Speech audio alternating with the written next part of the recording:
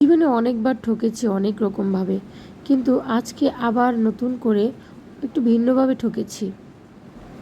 আসসালামু আলাইকুম, সবাই কেমন আছেন? আলহামদুলিল্লাহ, আপনাদের সবার দোয়ায় অনেক ভালো আছি।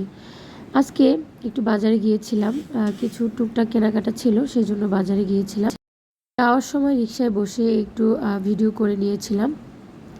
বাজারে যেতে যেতে একটু সময় লেগেছিল, কারণ অনেকটা জ্যাম ছিল। আজকে ঈদের মৌসুম, সবাই হচ্ছে ঢাকা থেকে বিভিন্ন জায়গা থেকে নিজের বাড়িতে চলে আসতেছে। অনেক বেশি ভিড় ছিল, তো আমরা কিছুক্ষণ বসেছিলাম রিক্সার উপরে। তারপরে হঠাৎ আবার ভিডিও করার কথা মনে পড়ছিল, তো একটু করে নিয়েছিলাম। এই তো চলে এসেছি।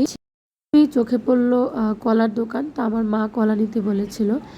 আমি কলার দোকানে গিয়ে কলা চয়েস করলাম, যেটা আমি পছন্দ করেছিলাম।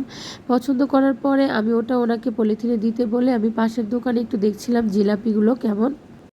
এর মধ্যে লোকটা ও আমার যে কলাগুলো পছন্দ করছে সেই কলাগুলো রেখে পচা একটা কলার থোকনা আমার পলিথিনের ভিতর দিয়ে দিয়েছে। আমার কাছে এখন টাকা নেই, আমি বিকাশ থেকে টাকা তুলে আপনাকে দিয়ে যাচ্ছি। পিছনেই একটা বিকাশের দোকান ছিল, তো আপনি রাখেন, আমি নিয়ে আসতেছি। উনি এত তাড়াহুড়ো করছিল, বলে যে আপনি নিয়ে যান, সমস্যা নাই, আপনি টাকা এনে দেন, সমস্যা নাই। উনি বারবার ইয়ে করতেছিল, কিন্তু আমি বুঝতে পারিনি আসলে। আমি বিকাশ থেকে টাকা তুলে এনে দিলাম। দিয়ে আমি তো এখানে খাবারের দোকানগুলো দেখছিলাম, তারপরে খেলনার দোকানে গেলাম। আমার ছোট ছেলেটার জন্য একটা খেলনা কিনলাম, তো ভিডিও করতে পারিনি। যখন ভিডিও করতে নিচ্ছিলাম তখনই পাশে 2-3 জন লোক যাচ্ছে আর বলতেছে, বাজারে এসেও ভিডিও কলে কথা বলা লাগবে, কি আজব।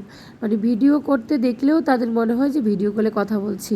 তাই জন্য আর মোবাইলটা বের করলাম না, মোবাইলটা রেখে দিলাম। শুধু খেলনার ছবিগুলো তুলছি। যখন আমি কিনতেছিলাম তখন আর ভিডিও করা হয়নি।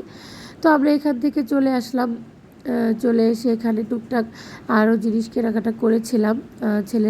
বড় ছেলের জন্য পোকেমন কিনেছিলাম, কিনেছিলাম। তো এখানে আর ভিডিও করিনি, কারণ অনেক মানুষ ছিল, একটু লজ্জা পাচ্ছিলাম আর কি। সেই জন্য সব ভিডিও করা হয়নি, শুধু জাস্ট হাঁটতে হাঁটতে যেতটুকু পেরেছি ততটুকু করেছি আর কি। তারপর মুদি দোকানে এসে কিছু বাজার ছিল সেগুলো নিলাম, নিয়ে ছেলের জন্য চকলেটের দোকানে গিয়ে 2 ছেলের জন্য চকলেট কিনে বাসায় চলে আসলাম। বাসায় এসে দেখি কলাগুলো একদম পচা, ভালো কলা দেয়নি। আমার মা তো বকাবকি শুরু করছে। যাই হোক, বাসায় ভালোভাবে পৌঁছাইছি, এটাই আলহামদুলিল্লাহ। সবাই ভালো থাকবেন, সুস্থ থাকবেন।